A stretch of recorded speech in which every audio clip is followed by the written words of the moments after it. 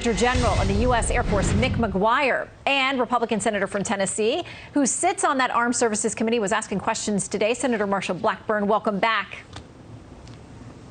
Thank you. Good to be with you. Hi, Shannon. Okay, let me start here because today, Senator, you asked, and I want to play a little bit of the section, you asked General Milley about those quotes and the conversations and the book. Yes. Here's a little bit of that. Did you talk to Bob Woodward or Robert Costa for their book, Peril? Woodward, yes. Costa, no. What you have managed to do is to politicize the U.S. military, to downgrade our reputation with our allies. Yeah, and former U.S. Ambassador to the UN, Nikki Haley, said today it's outrageous to her to consider that a cabinet level or top military official would have these conversations with an author. Did you get a significant enough answer? I mean, it sounds like he's saying he doesn't even know what was written. It is so interesting that he took that path to say he didn't know what was contained in there. He knows that he had these conversations. What we're going to ask him in our questions submitted for the record are, did he have those conversations at the Pentagon? Was there other staff present? Can he present us with the recording of those phone calls or either the transcript, the readout from those meetings? But he didn't deny he had them. And I've asked him to please read the portions of the books that pertain to him and to report back to me if it represents accurately the quotes and the information that he gave.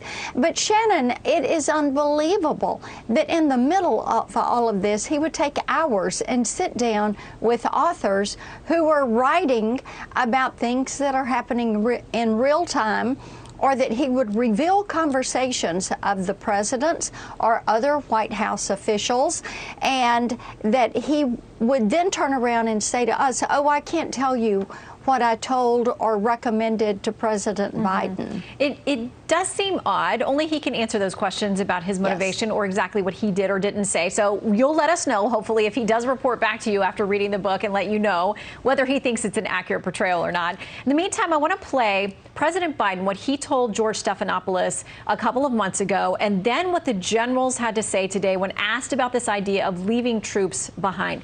Here's those exchanges. No one told, your military advisor did not tell you, no, we should just keep 2,500 troops. It's been a stable situation for the last several years. We can do that. We can continue to do that. No, no one said that to me that I can recall. I recommended that we maintain 2,500 troops in Afghanistan. Remain consistent throughout, that we should keep a steady state of 2,500, and it could bounce up to 3,500, maybe something like that. Their input was received by the president and considered by the president. So, General, what do you make of that? He said, no one said that to me that I can recall. What do you make of this? Is he trying to be evasive? Does he not remember? I'm not sure what's going on there. Well, good evening, Shannon. And my read on the situation here is that we had 3 general officers, one who's retired now and is the Secretary of Defense. General McKenzie was clear in his testimony that he witnessed General Miller make that statement to the president. I was asking a different news program this afternoon if I thought that President Biden was lying, and I would tell you this: I have no reason to doubt General McKenzie's recollection of what happened, and I think that ultimately the president can delegate all of his authority but none of his responsibility, and I've said he's derelict in his duty, and we left Americans behind. And as you mentioned, if even one family member of an American is left there, that's unconscionable, especially when we had freedom of movement at the start of this calendar year. All right, Senator, I want to be on that point of people being left behind. Senator Inhofe today asked about this. He said he went through some numbers from Secretary of State Blinken. He said by his math, at least 4,000 people, Americans, would be unaccounted for, or asking whether that sounds like a number that would be accurate or not. Here's a little bit of his exchange with Secretary Austin. Now, would anyone disagree with that? By your silence, I assume you agree. I personally don't believe that there are 4,000 American citizens still left in Afghanistan, but I cannot confirm or deny that, Senator.